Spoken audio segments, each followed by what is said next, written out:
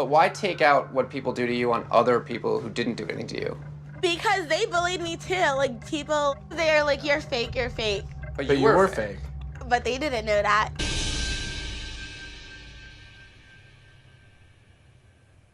Wait a damn minute.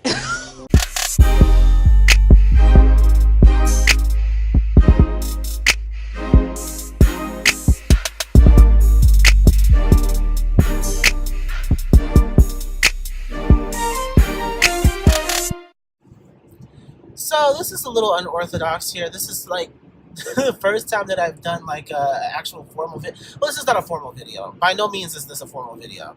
Literally, it's just because I'm driving around so much that I really can't find like time to get in front of the camera. I'm going to do some more voiceovers and whatever, but like as far as getting in front of the camera, it's kind of difficult to do. I'm talking about us right now in this thing. It's not like a review because I'm not somebody who gives like in-depth reviews when it comes to like movies and stuff, but I don't want to get my opinion on it because it's like the hot thing, and this is like one of the only times that I've really been to see a movie on its opening weekend. So, Us. There's a family in our driveway. It's probably the neighbors. But y'all scared of a family? Hi, can I help you? Zora, put your shoes on. If you want to get crazy, we can get crazy. It's pretty deep, and I knew that going into this, I knew like with Jordan Peele, like with the way that Get Out went, I knew that it was going to be some shit. Like I knew that we were going to be into some crap, and even from the very beginning, like I knew. And also, before I even go into it, there is like a issue that I have with watching the movie. One of the reasons why I don't tend to watch movie trailers that much. Yeah, I'm not one to really watch movie trailers all that often because I don't want to spoil the movie, and a lot of times, like, in order to get people really interested in the movie, they'll show a lot of the really good parts of that movie in the trailers, which I get it, it's a marketing scam, marketing scheme to get people to come in and all that stuff and whatever, but I can't do it. Like, I can't really watch movie trailers like that because a lot of times they show too much, they show way too much. We saw the trailer for the movie Ma, and with Octavia Spencer, and that looks like it's going to be a really good movie, but the problem that I had is that the trailer, it seemed to really it showed a lot of stuff that you really should not show in a trailer. Like, I feel like in a trailer, a lot of things should be left to the imagination, and then, like, when we finally get to that movie and we see all those scenes, it's going to be like a surprise to us. Because so much had been shown in the trailers for Us, I feel like a lot of people knew what was coming before it was before it actually came. Now there were a couple of twists that people did not see coming. I mean, I was even taken back by that.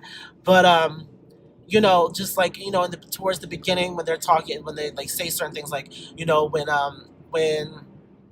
the boy comes actually it was a girl, was it the girl? Anyway, one of the kids comes in and they're like, oh, there's a family standing outside in the yard or whatever. And then I heard everybody in the damn theater go, oh, because they already knew that this is when the movie was going to pick up. This is kind of where the trailer is kind of put us at. So we were kind of already expecting that. But I am glad that they, told the story in this way. So now we get into the actual movie review. So the thing is with this movie is that, what the hell? Oh, this is a turning lane. I'm sorry. So the thing is with this movie is that, I think a lot of the things that Jordan Peele has done, there's always underlying messages. Always underlying messages. I think that's like one of the greatest things about his works, though, is that there's always like a real world application to his movies. And with this one, we kind of got that as well. It touched on a couple of things. The most apparent thing is obviously the conspiracy theories that have been and the rumors that have been circling around the general public for many years, in that, the government has been working on cloning projects for pretty much everybody in the United States, because, they obtain our DNA in this way, shape, or form or the other, and then they do experiments and stuff, and try to control the population by doing certain things, and this is one of those things. So it touched on that. But I think the more important thing that it touches on is mental illness and PTSD, and kind of how it affects people in the Black community, and how a lot of the times we don't want to talk about it. The character played by Lupita, she did a wonderful job, by the way. She experienced great trauma, and I think it's just by nature, a lot of the times we don't want to come out and actually, tell what happened to us. We don't want to really share it. We don't really want to identify with those emotions, until which point it boils over, and then all of a sudden we're lashing out and we're going crazy, and nobody can really explain why, because we haven't told anybody about it. So she takes this and holds this in for a long time, because it's something traumatic that happened to her a long time ago. Now, I'm leaving it at that for right now. Just so you know, this is going to have spoilers in it. So I just want to, because I can't really explain the movies without spoil. I can't really explain the movie in a way that doesn't spoil it for anybody. So this is a spoiler review. All right, so mental illness, we got that. And then also kind of the way that it affects, the way that you build relationships, kind of the way your life goes. We find that in order to deal with a lot of her PTSD, she went and did dance, and she did this and that and the other, in order to kind of move past it, in order to express herself in a different kind of way, which was great. Oh God, the rabbit hole goes so deep with this movie, and I'm telling you right now, oh God, it's crazy. So, we see these people. Well, first of all, it starts out in the beginning, and she's a little girl, and she's at the Santa Cruz, right? She's at the pier, at the boardwalk, whatever. They're at the little amusement park, and then they're playing games, whatever, to have you. And she's kind of just there, she's not really emotion. She can tell that her parents really aren't they really aren't on equal play. They're not together like that. They're probably fighting this and that and the other. Their relationship is not solid. And so she can really tell that, and she's kind of just not really coherent. And so she kind of goes off on her own, and she finds herself into this little this house of mirrors, and then she sees someone that looks like her, and it's not a mirror image, it's actually but you don't see that in the beginning. Fast forward, she has a family of her own and all this stuff. And may I just say, Anna Diop, girl, I loved it. Okay, I like seeing Anna Diop in something else, because I hadn't seen her in anything other than Titans, and seeing her in this movie was actually really good. It was cool. We didn't really see too much of her, because she just, she was just in flashbacks, but whatever have you. But moving along from there, okay. She has her own family and all this stuff. They go back, and they go and they stay at this a summer home or whatever, just for a little while. I guess they're on vacation, whatever have you. And they're getting together, about to go to the boardwalk, and she's like, "Oh no, I don't want to go there. There's too many people. This and that and the other." And then from there I knew that this was the little girl. It's not like they took some random girl and then they had a random family. No, there are connections. Everything is kind of connected in this movie, and that's one thing that I did like about it. So yeah, she was that little girl, and because of what she experienced when she was a child, she didn't want to go back to the boardwalk. She didn't want to go back. But her husband, her kids, they were persistent, and so she's like, okay, let's go. And so then they go, and they're on the beach, whatever have you, and the little boy, he goes missing, and she kind of goes crazy because she's like, oh my God, I hope the same thing is, I can understand what's going on with her because she wandered off by herself too. And she ended up being traumatized. And she didn't want the same thing to happen to him. So she went crazy, went frantic looking for him and stuff. And when she finally found him, she's like, going crazy, oh my God, like, I don't know what happened to you. Stay close to me. And yeah, so fast forward back.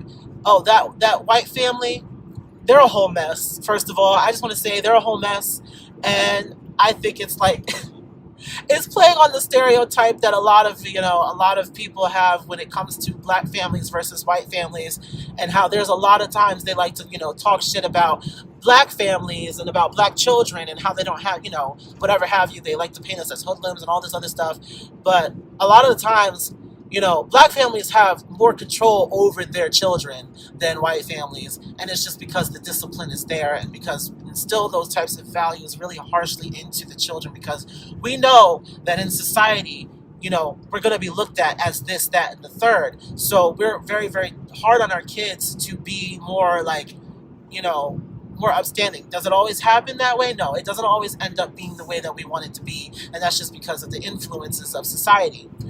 Wherever you grow up, these people arrive at their house and they notice, and then like, oh, what's his name? Winston Duke. He's funny as hell in this movie. He's funny and awkward, and I feel like I had like this connection with him because I feel like that would be me as a father. And I was telling my baby too. I was like, babe, this is me. I was like, if we ever have kids, I feel like this is going to be me as a father. Just so just a heads up, this is going to be me as a father. I'm like the nerd. I'm like heavily nerdy and everything else, and I'm just probably gonna be like super embarrassing. But yeah, so he goes out there first, and he's like, okay, so I'm telling you guys, can I help you? Okay, can you guys get off my property? Then he goes and he gets the bat. He goes out there trying to be buck, trying to like Brandy said, "Nuck if you buck." Yeah, buck, you know what I'm saying? Nuck if you buck, nuck if you buck. They invade the house, and then they see that they look like them. They're like, oh my God, why do they look like us? And they look kind of crazy, And then the one starts speaking, the one who looks like, the one, Lupita Nyong'o, she starts speaking. She's like, oh, people started laughing at this, but I had a feeling that there was a reason why she was kind of like this.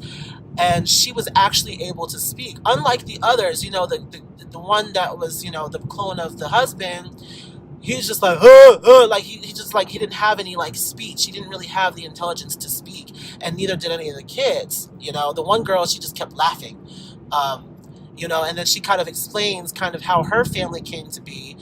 She met the other shadow of the husband, and then they had kids, but the first kid, she was born laughing, and she never like stopped laughing. And the other one, he was born in fire. He got burned really bad, and you could see that when he lifted his mask up, and see the face, whatever. And I just thought that it was kind of odd, and this is where like the review kind of gets a little bit more into spoiler territory. I just thought it was a little bit odd how, she was the only one who could speak, and then when we see like the others, we see the other like clones and stuff, none of the other ones are actually capable of speech. And I found that to be very odd. I found it to be very odd how she was the only one who was capable of speech. And she said, oh, because she was special, and they knew that she was special, and all this and that and the other, and they dressed her up to go out there and go and whatever have you. And I felt like there was definitely something there that wasn't like explained all the way. So, first of all, they go their separate ways, and each of them tries to take down the clone versions of themselves. Each of them is actually successful. Each of them is actually successful, except for the girl, but in the end, she was successful. So they each were able to take down their clones. They go out and they try to go and see like the white family, and then they find out that the white family, they had clones of themselves come in and kill them. So they had to go in and kill. I'm just gonna say, homegirl and the children, they saved the day. They were the unsung heroes of the story, because I'm just saying, like, they went to town. She went in there, she grabbed that damn golf club, and she was whacking bitches left and right. I said, yes, Yes, and then he came through at the end when old girl tried to choke her. I thought that that was like the best part, one of the best parts ever. When the kids stepped up and started, taking them down. I'm like, yeah, come on. And the one thing that I do like about these clones is that, you know, there's nothing like the original. And if you get into cloning and stuff, the one thing that you can copy the mind, you can copy you can copy the mind, you can copy the entire anatomy and physiology of a human being, but you cannot copy the humanity. And that's one thing that they touched on, is that all of these clones, they kind of just followed behind each other and followed whoever was leading, because they didn't really have a mind of their own. They had minds, but they didn't know what to do with them. They didn't know how to use them. They didn't have souls. We have a mind and we have a body, but the soul is really what makes us whole. The soul is really what really makes us do the things that we do, the things that what really has us learn and what has us feel. Our emotions, everything is wrapped up into the soul, and the soul is a combination of the mind and the body. And when you don't have the soul, your mind and your body are kind of just empty shells, and that's what all these clones were like. They were all empty shells. The only one who was really, and then you notice too that the clones of the white family, like none of them could actually speak. None of them were really coherent at all. The one who was like the wife, she like was putting on makeup, and everybody found that funny. But I was like, there's a deeper meaning to it. She was putting on the makeup, and she was smiling in the mirror, and she was like, trying to perpetuate being human, because she never probably got to experience really being human out in the real world like that. None of them have. And so those are the ways that they kind of were able to experience that. The ones that played the twin girls, the two girls, they were cartwheeling around and stuff, because remember in the beginning of the movie, on the beach and stuff, they were doing cartwheels. And so that was kind of something that kind of was like embedded into maybe their minds, and kind of they operated kind of the same way, but they probably just didn't understand why. But they were just doing cartwheels around and stuff and whatever have you, just acting on impulse. And one thing that really caught me, and it almost hit me here a little bit, was when the clone of the husband of the white family, I'm sorry that I don't really know names like that, because like I'm coming off of this like right away. This is like a reaction kind of review. So when Winston Duke's character was like, beating him down and whatever on the boat, you saw her looking out the window and she started crying. And she probably didn't understand why she was weeping, but it was because of the fact that they kind of have that connection, and she was kind of developing a soul and kind of fitting into the life of the family that actually, the real family. I feel like the connection is so like, oh my God, it's like outer worldly almost. It's otherworldly. It's really, really, it's cool. It's really cool. The mind, Jordan Peele's mind is amazing. I'm just saying, it's amazing. So, in the beginning of the movie, they have this whole walk across, hands across America. And it was kind of like, kind of like an outreach thing, kind of coming together and stuff. Kind of a whole lot of things happened around that time, and it was kind of like a way for America to kind of become solid. It was like a form of fortification for Americans everywhere to kind of come together and to reach your hand out to your neighbor and treat them the way that you want to be treated. It was kind of one of those things. And so that the clone had acquired, or clone had acquired, and that's something that kind of drove all of them to want to become more organized and come up with this entire plan to eliminate all of the people in the United States and replace them in order to actually come together. They probably observed a whole lot of crap going on from below, and they saw all the killing and everything else, and in a way it was kind of like a wake-up call for all of us here in the United States, when there's all this crap going on and we take what we have for granted. It can easily be taken away. And that's kind of the entire mood of, that's in like kind of the entire theme of the movie, in my opinion. So it was a way for them to kind of, it was a way for, you know, the creators of this movie to kind of put that forward and kind of let people know. Of course, not everybody is going to take that away from it. You know, not everybody looks into it in that way, but I feel like that was a way for them to highlight, look, there's real things going on in this world. We have to be more present and more aware of the things that are going on, and we have to be appreciative of the things that we have, so that, you know, we take it for granted, it can be taken away from us. Just again, just that easily. I went off there, but it was still related to the movie, but it was a tangent. I didn't really want to get onto that until the very end. But one thing that I really did like about this, with the many twists, like, first of all, the fact that there were more than just one of those clones. You know, in the beginning they showed us rabbits, and, you know, my baby, he pointed out something like, I knew it too, but, you know, I love pointing it out for us. Basically saying that the rabbits, he knew there was a cloning going on because of the rabbits.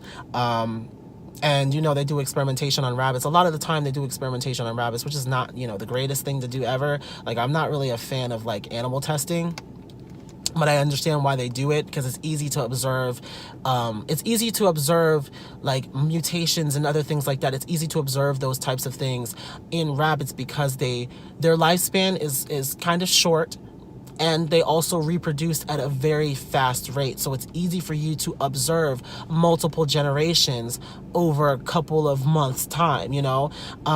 So it's easy for you to do that, and that's why they also do, like, you know, flies and stuff. But it's easier to do it with mammals because, you know, we are mammals, so using a mammal is better than using, like, an insect. So I can see why they did that. So that was something in the beginning. Then, of course, the fact that there were more clones. I didn't see that coming, really. Not really. You know, I had a feeling that there were probably more, but, like, when, like, you know, they just came out of nowhere and killed that white family. They just came out of nowhere and started stuff. I don't know why they were all equipped with scissors. That's one thing I really actually want to know.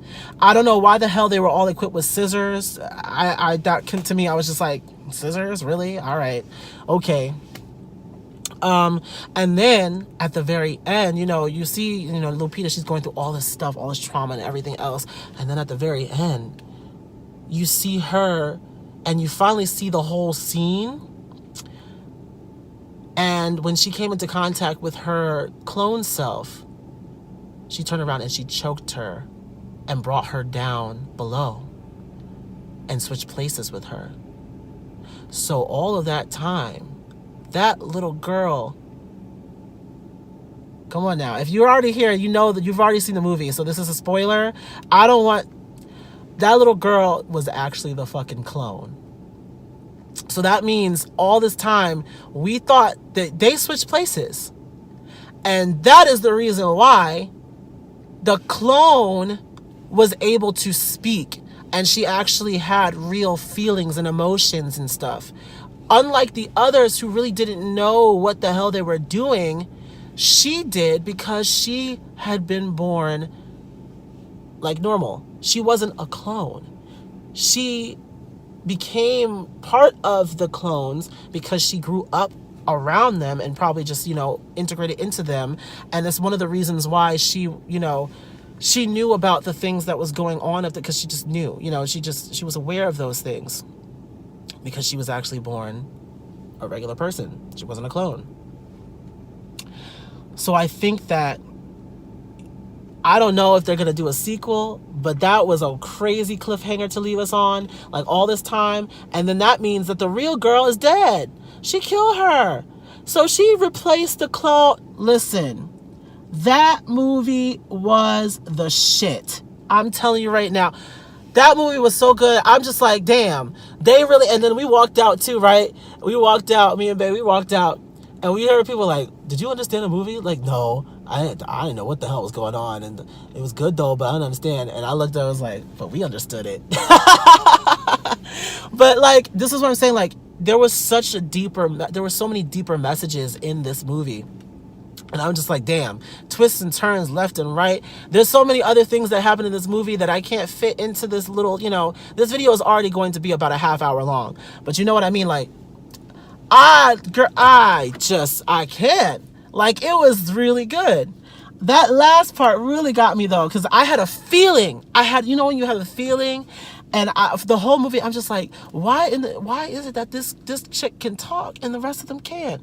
Because she already had the ability to speak, you know. But you know, obviously she was a really young girl at the time, so her speech probably wasn't all that advanced to begin with. So she probably didn't learn like more, like, you know, she probably just didn't really have the ability, like she didn't really speak much because none of the other clones could speak, so she probably wasn't having day-to-day conversations, so she wasn't as developed as the clone was, because the clone actually got to grow up and be in society. So that's the reason why it was easy for her to fit herself in. You know, being a young girl, she didn't talk much because she really couldn't.